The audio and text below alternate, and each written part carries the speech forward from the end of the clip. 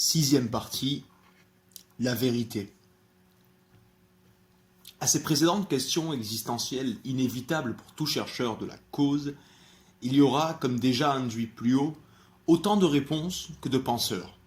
Il y aura donc autant de conceptions de la réalité, ou plutôt de cette réalité qui change et évolue, qui porterait mieux, en dehors des interprétations du mental, le nom d'actualité, amenée à changer et à évoluer. Mais vers quoi ces différentes réalités évoluent-elles? Pourquoi évoluent-elles? Si toutes ces réalités étaient chacune la réalité, la cause partirait dans tous les sens et le sens de l'existence ne serait plus, serait perdu. Pourtant, au-delà de ces actualités et de ces réalités subjectives, il est une réalité commune à toutes et inéluctable, inchangeable et éternelle, la vérité. Et voilà. Ça fâche beaucoup de personnes, le mot vérité, dans ces temps modernes, surtout, où chacun veut prôner sa vérité comme étant aussi valable qu'une autre parce que c'est la sienne. Et pourtant, bon, écoutez, ça se discute. Oui, et contre tout excès fourvoyant de relativisme, on a le droit, et pour certains le devoir constructif, de croire, voire plus de ressentir une vérité sous-jacente à ces innombrables déclinaisons. La vérité est ce que l'homme n'a pas décidé de créer de toutes pièces comme étant sa réalité, donc la seule qui soit valable et authentique pour lui-même. Lui-même ne vivant pas seul et ayant besoin d'autrui pour vivre et survivre, et autrui étant un maillon de la société tout comme lui. Sa vérité serait égoïstement appliquée à autrui et autrui en ferait de même avec lui. Évidemment, il n'y a aucun sens à cela et aucune possibilité d'évolution ou de liberté. Si chacun devait concevoir sa vérité personnelle comme étant applicable à autrui sans considération et effort de compréhension de la sienne, le chaos serait inévitable et l'on vivrait dans un monde où la communication, l'échange, l'adaptation et la tolérance seraient de vains mots dont le sens échapperait totalement à l'entendement humain. Et en y réfléchissant un peu plus, ne sommes-nous pas en plein dans ce chaos d'égoïsme et de manque de considération? Manque de considération non seulement d'autrui et de sa réalité, qui est évolutive et changeante comme la nôtre, donc tributaire des influences extérieures et de tant de limitations dues à des contextes bien précis, mais aussi et surtout manque de considération et même parfois totale ignorance de la vérité. Et aussi étonnant que cela puisse paraître aux yeux rebelles des générations, entre guillemets, libérées, dont je fais partie, le concept de vérité peut absolument être conciliable avec celui de tolérance, de respect et d'enrichissement personnel des vérités ou parcelles de la vérité d'autrui. Il n'est en aucun cas dogmatique et aucunement ne retire ne serait-ce qu'une once de libre arbitre. Bien au contraire. Expliquons-nous. En quoi qualifierions-nous un avis de plus vrai qu'un autre si l'on n'avait aucun élément de comparaison, conscient ou inconscient? À propos des innocentes victimes d'injustice quotidiennement, à propos d'une attitude sympathique ou antipathique, à propos de la lutte contre la faim, s'il n'y avait que relativité, notre chère boussole naturelle n'aurait aucune direction assez stable pour lui servir de référence, et son magnétisme ne serait alors d'aucune utilité. Nous rejoignons la tant décriée connaissance du bien et du mal. Et la tendance libertine voudrait qu'il n'y ait ni l'un ni l'autre. Mais quand on recherche la cause, le fond, le sens et la raison de notre existence, encore faut-il être sensé, raisonnable et nous-mêmes cause. Il y a une certaine responsabilité à endosser. Il faut parfois se contredire. Bon, il faut parfois se contredire. En quoi notre réalité serait-elle meilleure qu'une autre si elle n'est basée que sur l'influence extérieure de notre éducation, de notre entourage, de nos tendances personnelles et égoïstes, de notre orgueil intellectuel, autrement dit de tout ce que l'on s'est fait inculquer souvent inconsciemment comme base même de notre raisonnement, donc de nos perceptions et actes quotidiens. A-t-on déjà pensé à remettre en question ces bases par lesquelles on filtre automatiquement la vérité? Nous avons tous un corps. Ce corps est différent d'un être à un autre. Mais il reste un corps, avec le même fonctionnement dans ses principes majeurs. La réalité ici est que Jean est brun, grand et mince, et que Marc est blond, petit et en surpoids. La vérité ici est que Jean et Marc ont un corps. Jean, dans sa réalité, penserait que le bleu lui va bien. Marc, dans sa réalité, penserait plutôt que le noir irait mieux à Jean. La vérité et que Jean et Marc pensent et ont des goûts différents, et encore plus une aptitude à construire des opinions et des avis. Autre exemple, la drogue dérègle les émotions. Ceci est une vérité. Pourtant, dans leur réalité, Jean et Marc sont heureux et de parfaite humeur parce qu'ils ont eu leur dose de cocaïne et que leur dopamine est produite en quantité exagérée. Et plus tard, ils seront d'une humeur exécrable et en dépression parce qu'ils ont enfreint une loi de la vérité par ignorance de celle-ci et par la domination sur leur raison de leur réalité personnelle. Et pourtant, la vérité opérera à l'intérieur et par le biais de leurs actes influencés, qu'ils le veuillent ou non. S'ils avaient su, ces chers Jean et Marc, et intégré pleinement ce que la vérité disait, leur réalité / actualité aurait été conforme à la vérité. Et ils n'auraient pas encouru cette dépression et ce dérèglement hormonal. N'y a-t-il ici ni bien ni mal? Soyons sensés, soyons sérieux, soyons raisonnables. Nous voyons ici que la vérité n'a pas été détruite, ni violée, en ce sens qu'elle a continué d'agir, en indiquant par sa loi de compensation une réalité en désharmonie avec la direction de ses plans originaux. Si Pierre et Paul, qui ont une réalité-actualité différente de celle des deux premiers, se livraient aux mêmes excès, la vérité n'en ferait pas autrement avec eux. La vérité est impartiale, elle n'a pas de préférence, elle agit et donne conséquence aux causes. Aussi participe-t-elle à la cause elle-même. Là, en effet, il n'y a ni bien ni mal, défini selon les critères propres à chacun. Il y a justice. Il y a constructivité ou destructivité selon le plan central. Nous allons synthétiser encore une fois. On ne va pas arrêter de se contredire, hein. Ne vous étonnez pas, ne vous inquiétez pas, on est là pour ça, Si les causes sont, c'est la synthèse, hein, si les causes sont conformes à ces lois immuables, la vérité récompense par le bien, ce qu'on peut appeler le bien.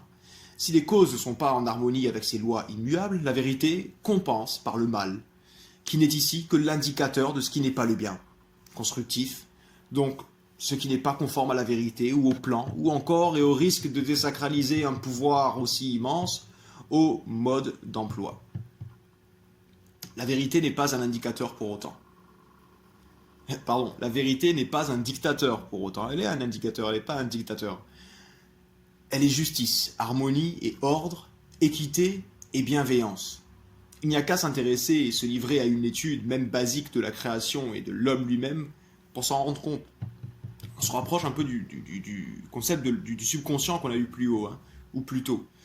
La vérité est bienveillance, car elle repose sur des lois exposant que les vertus sont des facteurs de pérennisation de la vie dont on cherche le sens, d'accomplissement et de paix, et que ce que l'on appelle les vices et les péchés sont facteurs de destruction et de chaos. Ce qui détruit ce dont on cherche le sens doit logiquement ne pas nous intéresser, et pourtant, bon. Encore une fois, j'en fais partie aussi, hein. Je ne me défais pas des critiques que je construis ici. Hein. Je ne suis pas exclu des cibles. La logique est ici frappante, mais observons-nous bien, et l'on remarquera bien vite que l'on est dans un manque de logique des plus extrêmes pour la plupart de nos actes quotidiens à l'égard de la préservation de la vie et de l'évolution de la conscience. Oui, je fume. Et voilà, c'est comme ça.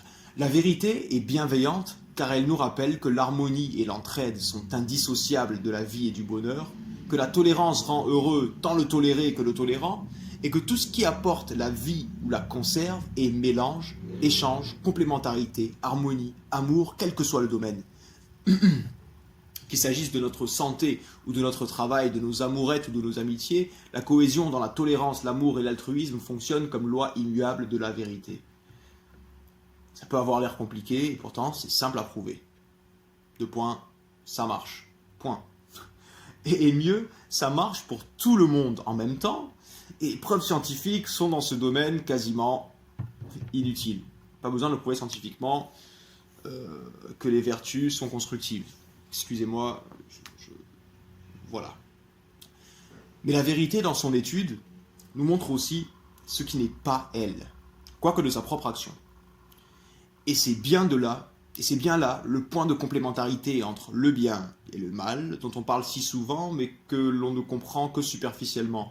Le bien et le mal sont en fait un seul et même principe, celui de la vérité, la justice, sous deux formes d'expression différentes. L'une confirme le chemin, l'autre indique le sens inverse du chemin et fait disparaître la cause de cet égarement.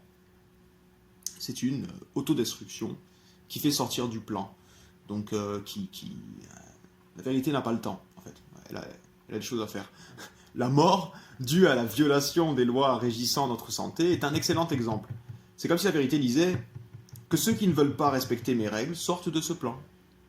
Et nombreux sont les sortants, conscients ou non de leur propre excommunication. La vérité annihile donc ce qui sort de son plan. Rappelons-nous que cette destruction n'a rien de malveillant, car elle porte mieux le terme d'autorégulation ou de tri naturel, entre guillemets. Ce qui sort du plan bienveillant de la vérité se verra s'autodétruire, disparaître, se faire, entre guillemets, neutraliser. Voilà, il n'y a pas vraiment de négativité dans l'action de la vérité. Il y a preuve du sens contraire au plan par le mal, et annihilation de la cause de la dérive par la destruction, équilibre qui recalibre l'inharmonie dans la neutralité ou neutralisation. Au final, un être qui tend à détruire autrui fait preuve d'une destruction intérieure qui a débuté en lui et se trouve être en pleine destruction de ce qui l'aide à se construire, autrui. Puis il détruira, plus il se détruira, et l'effet sur l'organisme des sentiments découlant de la peur, donc de la colère, l'anxiété ou encore la haine, sont un bon exemple de cette autorégulation. Ces sentiments détruisent et poussent à détruire. Tout comme une influence extérieure de ces sentiments nous pousserait à faire la même chose. Et ce qui paraît injuste au niveau collectif, encore une fois, n'est malheureusement pour notre recherche de confort dans l'auto-victimisation appliquée au monde que le résultat d'une loi ignorée, l'unité. Pourquoi ne la voir que dans le bien? Dans le mal aussi, donc dans l'ignorance, elle agit et unit. Et l'homme paiera pour l'homme, tant qu'elle ne sera pas acceptée, comprise et appliquée dans le sens qu'elle nous indique. Et voilà comment la vérité, qui est partout et que l'on ne peut pas fuir, triomphe de ce qui n'est pas en harmonie avec ses lois. Elle est stricte. La vérité est éternelle et vierge, car elle n'est jamais réellement outrepassée ou renversée. Ce que l'on pense être le mal n'est en fait qu'un signe d'éloignement de ce qui doit être, par les lois de la vérité, au profit de ce que nos réalités croient être la vérité, en vain. Et là, c'est la chute. Je vous laisse faire la parallèle, ou le parallèle, je ne sais plus, avec ce qu'on appelle la chute en général. L'homme, le chercheur de la réponse au grand pourquoi, ne pourra y échapper, comme nul autre être d'ailleurs, mais à plus forte raison celui-là qui la découvrira progressivement. En la cherchant. Cherche, tu trouves. Quand tu trouves, te plains pas. Il sera donc confronté aux divergences étonnamment frappantes entre sa réalité et la vérité, et peu à peu apprendra à les harmoniser, afin que ce qu'il conçoit comme la réalité reflète de plus en plus la vérité et finisse par lui révéler des réponses à ses questionnements, qui seront des clés, des outils utilisables comme base de raisonnement pour une interprétation plus authentique de la création et de l'homme, de la raison de son état perverti, mais aussi et surtout du chemin vers la réhabilitation de cet état idéal qui nous anime plus que ce que l'on pense. La connaissance des lois de la vérité est accompagnée d'une contemplation de la vie dans ses aspects les plus authentiques, et d'une passagère dépression, bien sûr, causée par la prise de conscience du gigantesque travail que l'on a à accomplir, ainsi que des nombreuses conceptions erronées que l'on se doit d'abandonner, afin de remonter le long de l'échelle jusqu'au bout du tunnel dans lequel nous ne savions même pas être emprisonnés. Premièrement, il faut prendre conscience qu'on est emprisonné, parce qu'on l'est d'une certaine façon, et après, il faut chercher à sortir, et quand on sort, il ne faut pas se plaindre d'être aveuglé par la lumière. Mais cette violente prise de conscience, qui est inévitable comme le feu à l'évaporation des particules néfastes dans certains aliments, et au travail de vils métaux bruts en œuvre d'art, nous purifie et nous élève, en révélant peu à peu les différentes causes de notre éloignement de la lumière de la vérité, et les raisons de plus en plus évidentes de notre essentielle harmonisation avec ces lois, ainsi que de leur intégration dans nos vies et nos plans personnels.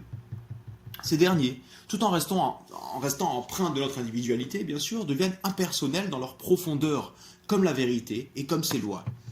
S'éveille alors graduellement ce sentiment d'unité avec la cause, de justice dans nos perceptions et interprétations. Une nécessité nous pousse et nous soutient alors dans nos pensées, paroles et actions, et donc dans nos relations. La nécessité de faire passer avant nos envies ce que l'on appelle maintenant notre devoir. L'intégration profonde en nous de la vérité infuse en effet nos pensées, nos paroles et nos actions de la lumière de l'éternel et de l'immuable, le révélant à travers chaque effort d'observation de la création et de l'homme. Se fait alors entendre graduellement la voix du guide, de la vérité elle-même en nous. Prochainement, nous parlerons de cette voix, la voix intérieure. Et nous approfondissons encore le sujet et entrons de plus en plus dans un domaine qu'on peut qualifier de sacré. Sacré ne veut pas dire interdit, sacré ne veut pas dire inaccessible, sacré veut seulement dire qui inspire un respect que l'on n'explique pas, une gratitude que l'on n'explique pas, et qui implique prudence, tempérance, force et bien sûr justice. À la prochaine fois pour la 7e partie qui traitera de la voix intérieure. Merci.